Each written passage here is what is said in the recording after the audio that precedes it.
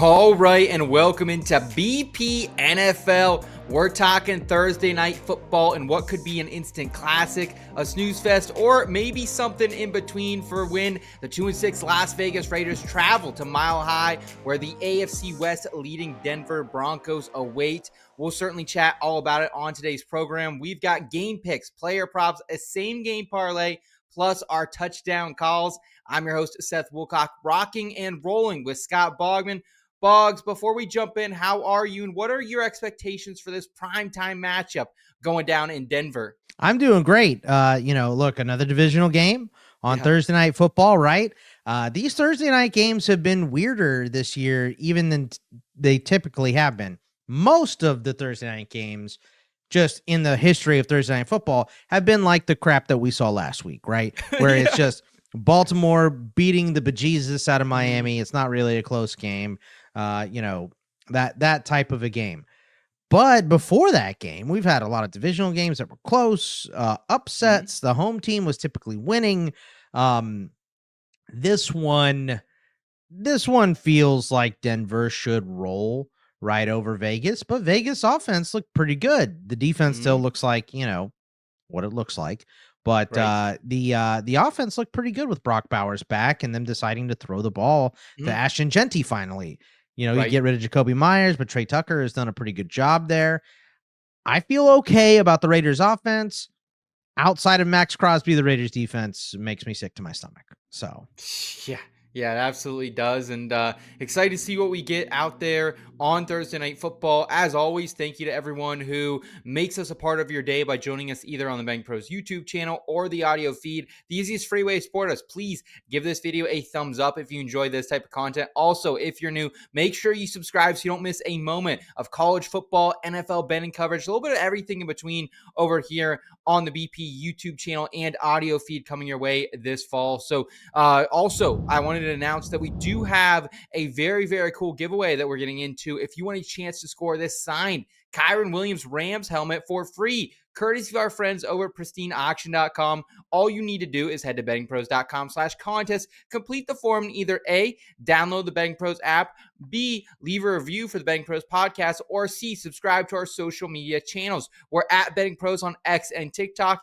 and at Betting Pros NFL on the Instagram. The more actions you complete, the more entries you're going to receive, and we will announce a winner right here on the channel. So make sure you turn on the notifications so you can be alerted when new episodes are up and to claim your prize. All right, Boggs, let's jump into the Thursday night football game.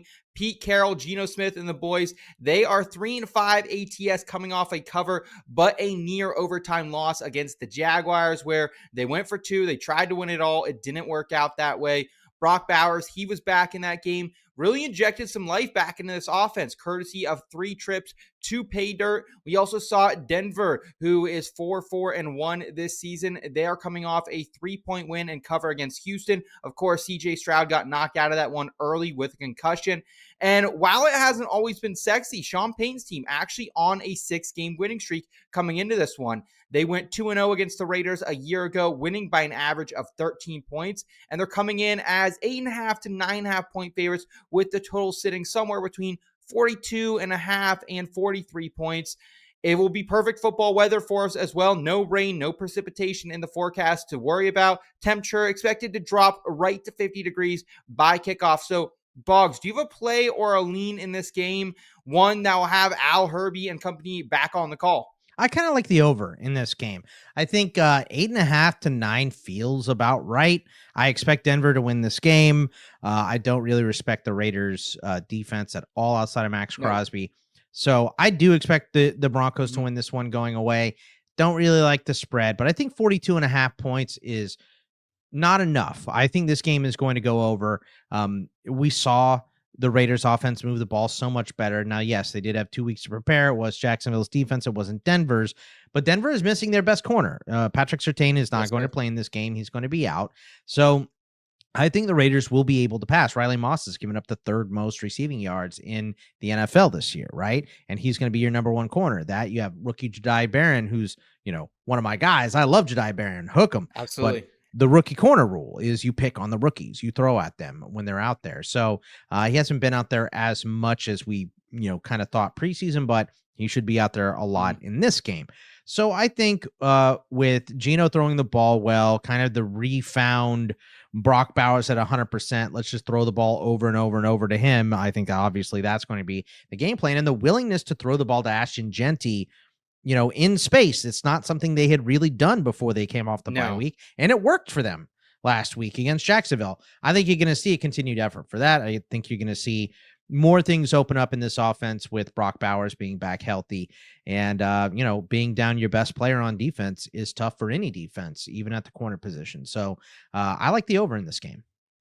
Yeah, I was so happy to see Chip Kelly finally starting to use Jeanty all over the field. It was a bit maddening to start the year. Like, one, we heard about the stance and how Chip encouraged him to change his stance. It didn't work. He went back to his stance. We finally saw the rushing breakout. I think that was week 4, maybe week 3, something like that.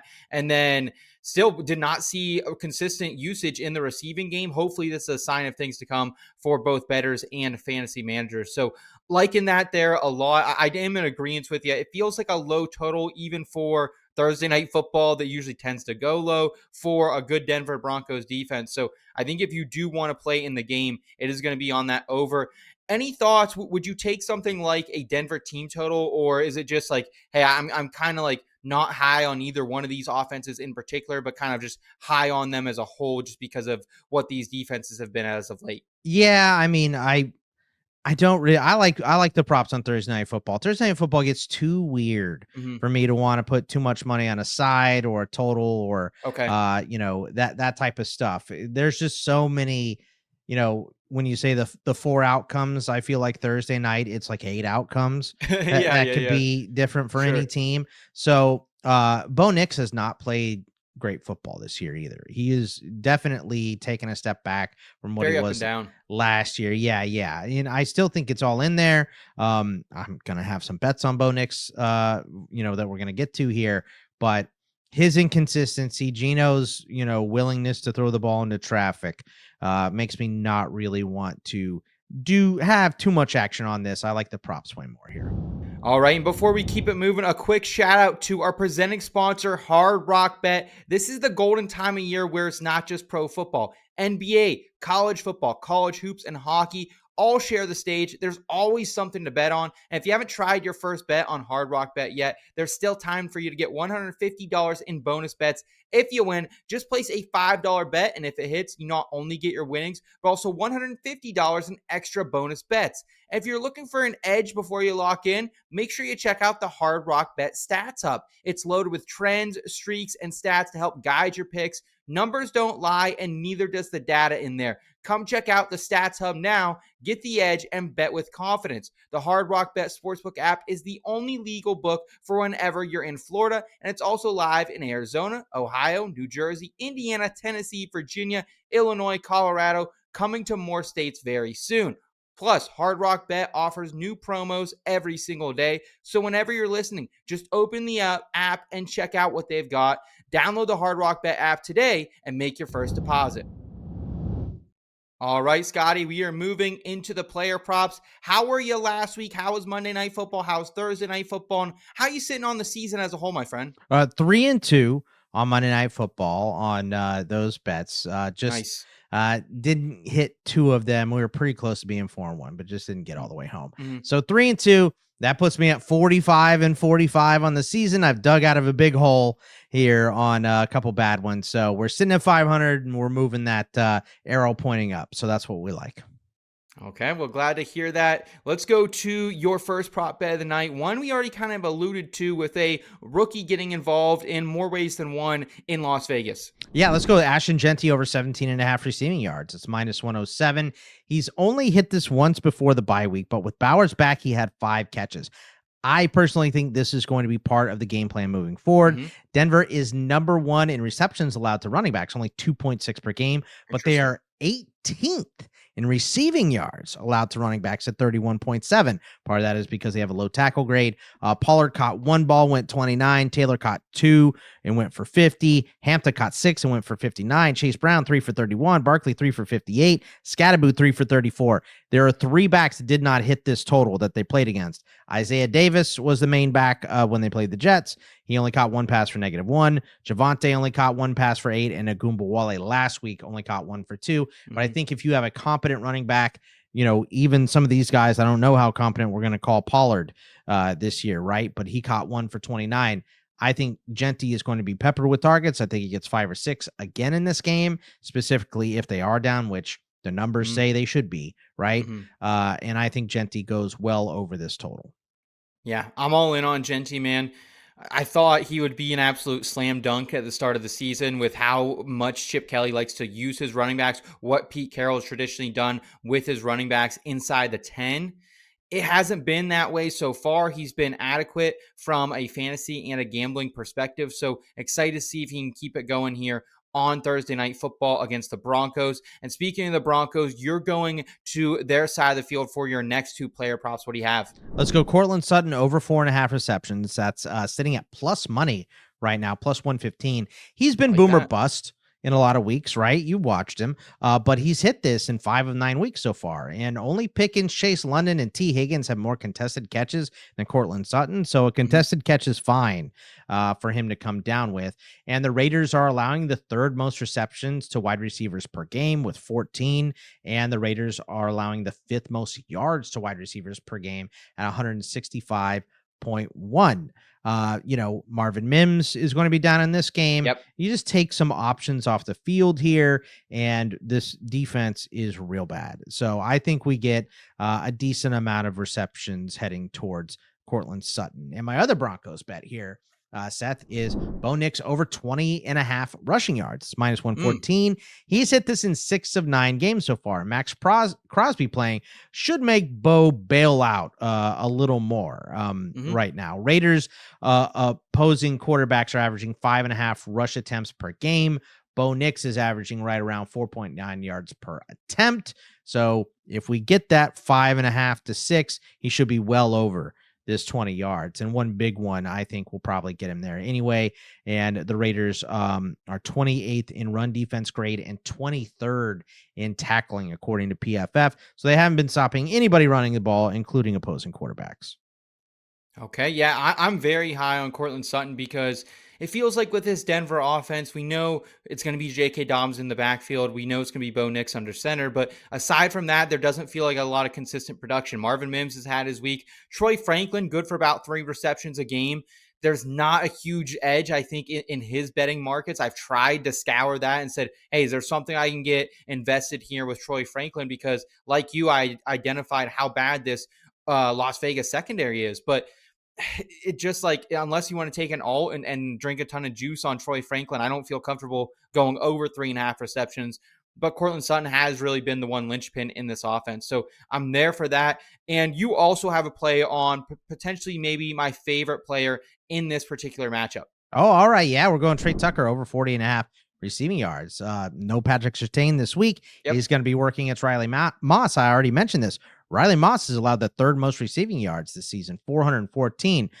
More targets to go to Trey Tucker as well because they just traded Jacoby Myers, and he has hit this in 2 of 3 career games against the Broncos already, and those with Patrick Surtain in the lineup because he was probably on Jacoby Myers instead of on Trey Tucker here. So I just think Tucker gets more involved. We both like the Broncos in this game, whether they hit the spread or not is up for debate, but we do think they're going to be winning at home. So late in this game, we should see the Raiders trying to pass to catch up, which gives us a lot of leeway on Geno props, on pass catcher props as well. And I think Trey Tucker is one of those that, we know what he can do. If he slips a tackle, he can get all of this on one catch. So with that, plus the fact that the game script should have them down and no Jacoby Myers and Brock Bowers taking away the middle of the field, pulling defenders to him that way. I really like this one. It's one of my favorite ones too, Seth. Okay, well, I'm glad to hear that. And for your final player prop, Boggs, you are featuring maybe one of the most talented players in this entire game. And it's one that I was snooping around on earlier in the week. And if you wanted to drink a 5.5 reception line, you're paying close to minus 150, close to minus 160. You found an alternative route to get invested, though. Yeah, it's over 6.5, and we're getting plus money on Brock Bowers, plus 111. So I just think that we saw the post bye week plan, right? The post bye week plan for the Raiders is let's throw the ball as many times as we possibly can to Brock Bowers, and let's also get the ball to Ashton Jeanty any way we can, whether that's running or passing. If they're not going to give us any run lanes, we'll start getting him in space and throwing him the ball. I think that is exactly what you should do when you refocus and rededicate and you get one of your best players back. Get the ball in his hands. Get the ball in your second best player's hands as well. So I think these are the two weapons that should get the most targets. It might be at the expense of a Trey Tucker, but as we mentioned before, Trey Tucker is such a burner, he could get that in one catch. That's why I wasn't going receptions on Trey Tucker, but I also think that is possible because the secondary just takes a massive hit without Patrick Surtain. So I like pass catcher totals for Vegas. I like the over in this game as well. I just don't think that the Raiders have a lot of defense either. So I think it's a good week for overs here in this game. Yeah, I agree with you. And so is the BettingPros prop bet cheat sheet. If you guys haven't checked out the BettingPros prop bet cheat sheet yet, what are you doing? The NFL prop bet cheat sheet allows you to find the best value plays every single day. Get daily prop bet value rankings based on projections. Find the best props for all major passing, rushing, and receiving stat categories. Use it now at bettingpros.com/props or on the Betting Pros app. Here on Sunday mornings in my house, folks, it's a few different things. We're getting up for church. We're going to have a nice breakfast. And then after we get home from church, we start a fire in the fireplace. And number 3, we're firing up the Betting Pros prop bet cheat sheet. We're sitting at the table. We're making our plays for the day. And I encourage you to do the same this Sunday and every day there is NFL football going on. And let's jump into my same game parlay of the week. Boggs, it's been a pretty tough sledding for Joey P so far this season. It's tough to string these together, specifically when you're picking a parlay out of one game.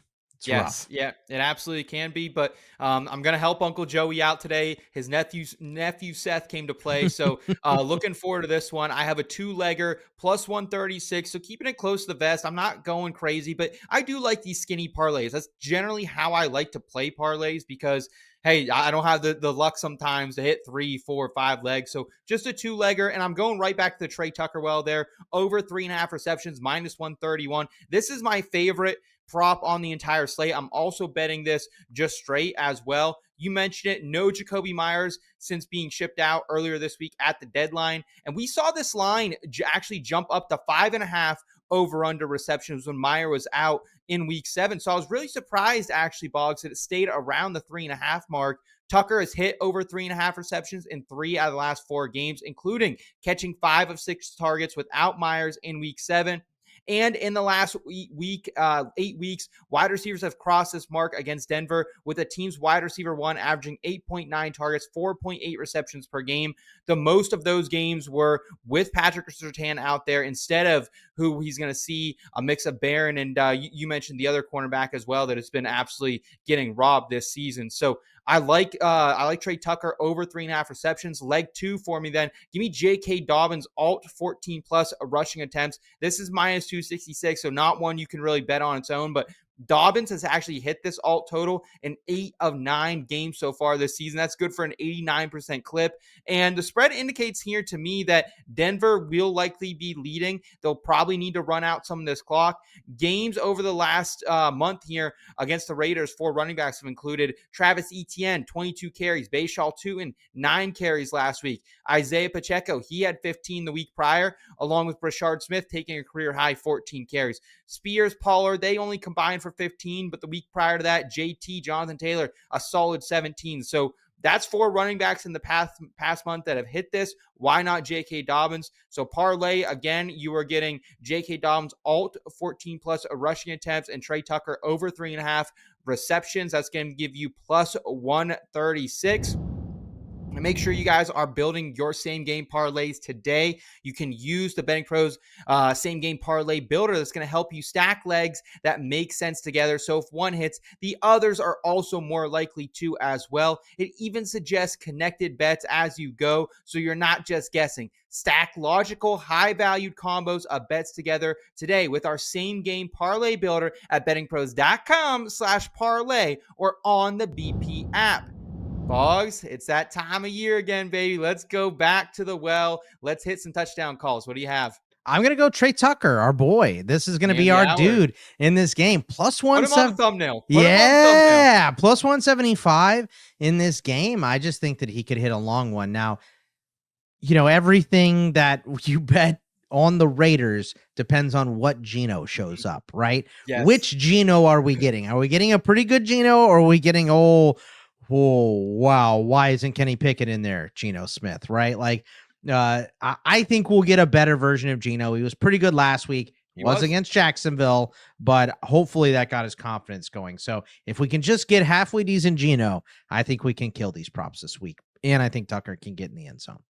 Okay, for me, give me J.K. Dobbins minus 114 on the anytime touchdown. The Raiders have allowed 9 rushing touchdowns to running backs this season. That is tied for the third most in the NFL, and that includes 7 rushing touchdowns in the past 4 weeks, the last month alone.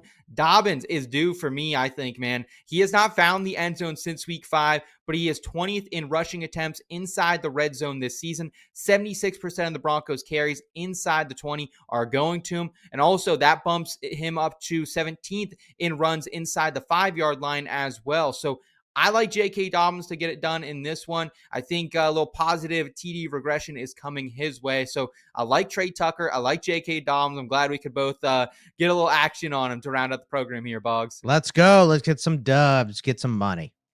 Absolutely. All right, guys, that is going to do it for us on this Thursday night football edition of BP NFL. Still to come later this week and every week are our official picks and predictions show. We also will have Erickson and Welsh's player props coming to your way on Friday. And then Boggs, you and I will be back on Monday to get everyone locked and loaded for that final primetime game of week number 10. Let us know down below in the comments your favorite week 10 picks. And while you're here, make sure you're smashing that like button and subscribing to the channel if you're new. For Scott Bogman, I'm Seth Woolcock. Take care, y'all.